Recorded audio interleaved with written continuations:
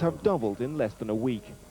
People here are buying up as fast as they can, trying to spend their rubles while they still have some value. Twice already this decade, they've seen their savings wiped out by inflation. Their fear is it's about to happen again. This is the second time this has happened to me. Last time I lost enough to buy 2 cars. It's a disgrace. What are we supposed to do? Steal? This new Prime Minister's the one who wrecked the country. Now he's sneaking back in.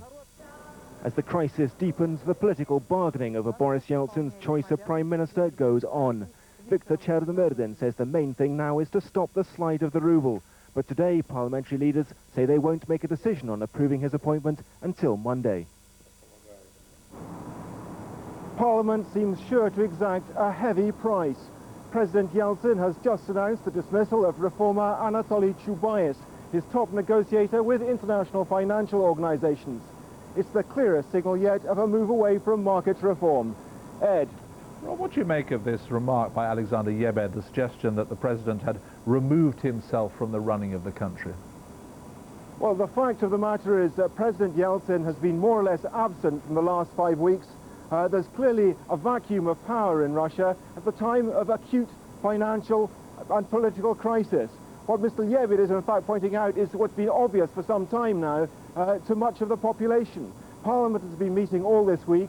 They're clearly discussing how they should answer Mr. Yeltsin's request for Viktor Chernomyrdin to take over as Prime Minister. They want to exact major concessions from him, and among those concessions could be his resignation. Well, unkind perhaps to put you on the spot, but do you think that Boris Yeltsin will be there to greet President Clinton when he comes to Moscow?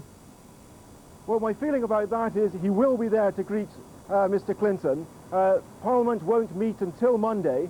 It's unlikely, I think, that Russia, or the Russian Parliament, would want to embarrass President Clinton at this stage. So I think if they do reach a decision on trying to pressure Boris Yeltsin into resignation, they will wait a little time and perhaps force Mr. Yeltsin into a resignation after Clinton's departure. Rob, thanks very much indeed. Well, the turmoil in Russia has again been hitting financial markets around the world. In London, the FT 100 share index plunged to its lowest level this year. 6 weeks ago, it stood at 61.16. A sharp fall in the first few minutes of trading this morning saw it 1,000 points lower at 51.35, though it's now recovered most of today's losses.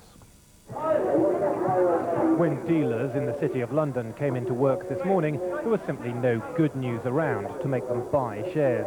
So prices immediately started to plummet. At one point, shares were showing one of the biggest falls on record, hitting their lowest level this year, although they recovered later in the morning. Russia isn't really an important part of the world economy, but the crisis there is just the latest example of financial chaos that's spreading right around the world. Well, Russia is really the straw that broke the camel's back. There had been a concern about emerging markets generally, obviously starting in Asia this time last year, and those problems haven't adequately been solved yet. So if you have additional problems coming along, it does make life in the global economy very difficult. Stock markets are falling right around the world. In Asia, the crisis is still getting worse. Indonesia has seen its stock market fall by 1/3 this year. The biggest economy in Asia, Japan, has seen its market fall by 16%. The collapse of confidence has next hit Russia, where shares are just 1/4 of their value in March. And in recent weeks, shares have even been falling in America, where they're down 12% from their peak. But the industry says we shouldn't worry about the value of our savings and pensions. Pension funds buy securities for the very, very long term. Your pension fund and my pension fund probably has securities, stocks and shares that it bought 30 or 40 years ago.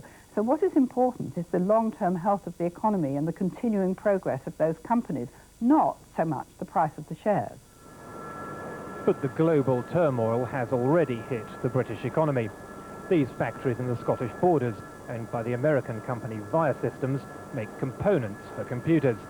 The bottom's fallen out of the market because of the recession in Asia.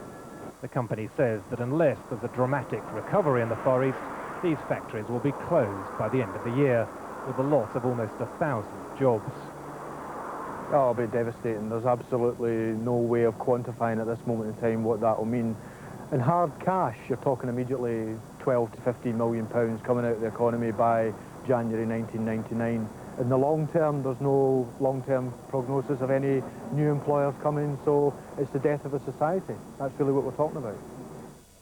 In the financial markets, attention is now turning to the New York Stock Exchange, which opens later this afternoon.